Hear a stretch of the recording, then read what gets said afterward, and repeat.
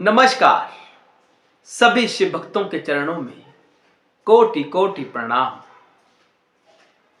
भगवान शिव को ध्यान मुद्रा में क्यों दिखाया जाता है, यह प्रश्न सभी के मन में रहता है।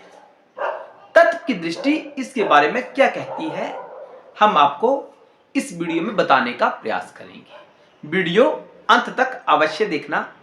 अगर आप चैनल पर नए आए हैं तो चैनल को सब्सक्राइब अवश्य करना। अपने परिजनों को, सगे संबंधियों को इस चैनल के बारे में अवश्य बताना।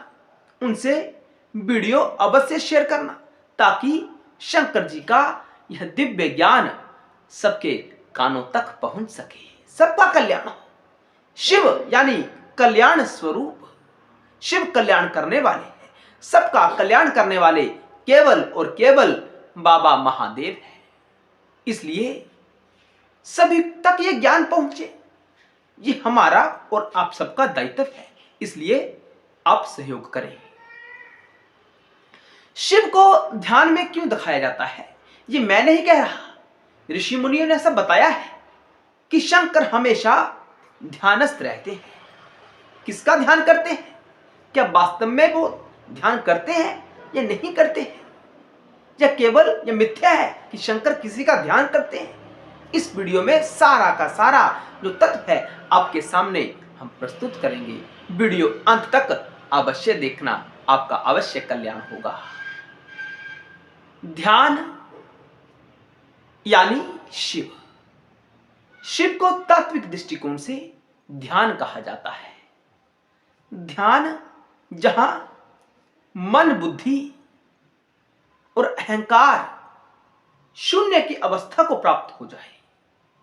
आपका मन भी कार्य नहीं कर रहा, बुद्धि निर्णय नहीं कर रही और आपका अहंकार भी अस्तित्व में नहीं है, उस अवस्था को ध्यान कहा जाता है।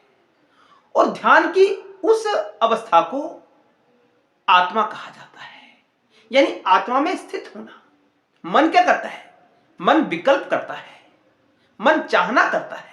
बुद्धि क्या करती है? बुद्धि निर्णय करती है, साधन जुटाती है कि कैसे किस साधन के प्रयोग से अमुक वस्तु को प्राप्त किया जा सकता है, अमुक विषय को प्राप्त किया जा सकता है। यह बुद्धि निर्णय करती है और बुद्धि द्वारा निर्णय हमारी इंद्रियों के द्वारा कार्य के रूप में प्रणीत कर दिया जाता है, यानी कार्य में परिवर्तित कर दिया जाता है। सारा खेल मन, बुद्धि और अहंकार का है। जब यही स्थितियां यानी मन, बुद्धि, अहंकार शांत हो जाए, शून्य हो जाए, बुद्धि काम नहीं कर रही, मन काम नहीं कर रहा, अहंकार काम नहीं कर रहा, उस अवस्था को ध्यान कहा जाता है। और उसी अवस्था को आत्मा कहा जाता है और उसी अवस्था को परमात्मा कहा जाता है। और वही शिव है, वही महादेव है। तो हम सबको उस स्थिति में स्थित रहना आवश्यक है, आत्म भाव में स्थित रहने के लिए, यानी शिव भाव में स्थित रहने के लिए। जो उस अवस्था को प्राप्त कर ले और उसी अवस्था में टिका रहे, वह शिव है। वह कह सकता है शिवोहम शिवोहम। जो स्थिति ना रहे उस भाव में, शिव भाव में स्थित ना हुआ, इसका अर्थ क्या हुआ कि संसार में स्थित हुआ।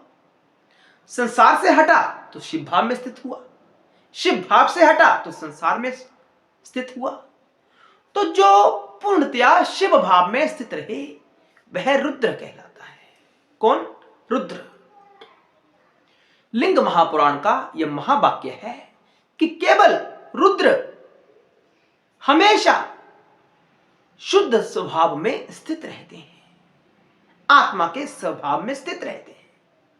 इसलिए शंकर के साथ शिव लगाया जाता है। ये पुराणों में जहां जहां शिव कहा गया है, अधिकांशतया वह शंकर के लिए कहा गया है, वह रुद्र के लिए कहा गया है, क्योंकि वह शिव भाव में स्थित रहते हैं। वो शिव ही है, शिव में और शंकर में कोई भेद नहीं है। इस दृष्टिकोण से अन्य देवता भी ध्यान करते हैं, शिव की अवस्था को प्राप्त करने का प्रयास करते हैं, लेकिन पूर्णतः कोई नहीं कर पाता, केवल रुद्र ही कर पाते हैं, इसलिए शिव कहलाते हैं। अन्य किसी देवता के साथ शिव नहीं लगाया जाता, क्योंकि पूर्णतः उस भाव में रह ही नहीं पाते, संसारिक भाव में स्थित हो जाते हैं, जीवत्व में स्थित हो जाते हैं। जीवत्व समाप्त होता है तो शिव भाव रहता है, शिव भाव के ऊपर पर्दा आ जाता है तो जीवत्व उठ जाता है। ये समझने के विषय है। शंकर को कैलाश पर हमेशा ध्यान की मुद्रा में दिखाया जाता है क्योंकि वो आत्मा में स्थित रहते हैं। वो हमारे लिए आदर्श तुल्य है, आदर्श है। हमेशा कहते हैं कि संसारिक व्यथा को त्याग कर, जीवत्व को त्याग कर हमेशा आत्म तत्व में स्थित रहने का प्रयास करना चाहिए, जैसे शंकर जी को दिखाया गया है। तभी तो हम कहते हैं कि शंकर हमारे जीवन के लिए सबसे ऊंचा आदर्श है। जीवन में किसी को आदर्श बनाना है ना तो शंकर जी को बनाओ, बाबा को बनाओ। उन्होंने विविध प्रकार का जीवन यापन किया हुआ है, हमें बताया हुआ है कि ऐसे जीवन यापन करो, गृहस्थ में कैसे रहना है, कैसा व्यवहार होना चाहिए आपका सभी के प्रति। उन्होंने कभी नहीं सोचा कि ये दैत्य है, ये देवता है।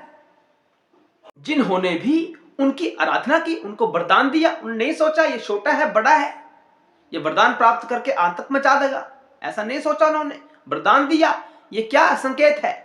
ये आत्मा का संकेत है, ये आत्म भाव का संकेत है। जहां बुद्धि कार्य नहीं कर रही, मन भी कार्य नहीं कर रहा, बुद्धि निर्णय करती है वरदान दे या ना दे। यहां बुद्धि कार्य नहीं कर रही, पूर्णतया शिव भाव, पूर्णतया आत्म भाव।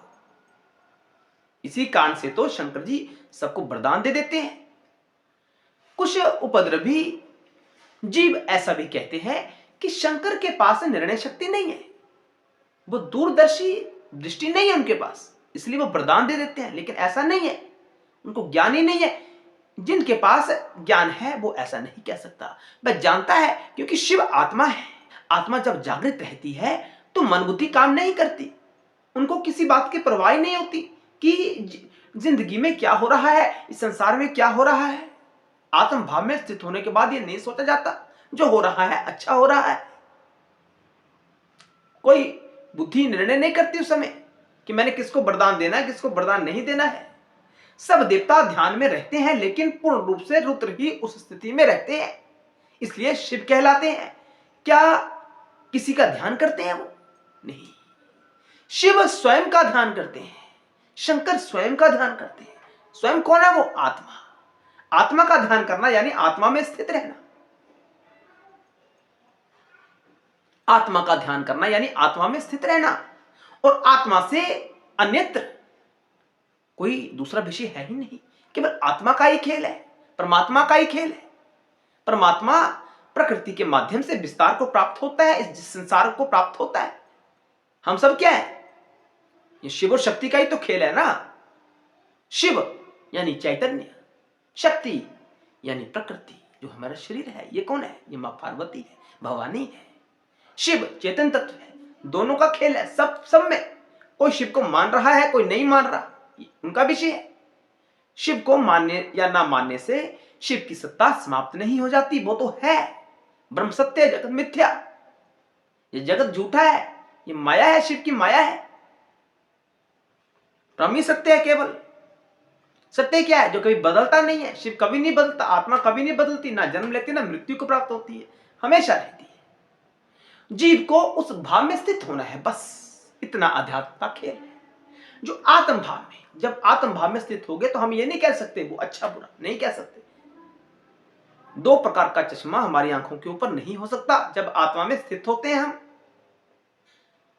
हम किसी को अच्छा बुरा नहीं कहते, ऊंच नीच नहीं कहते।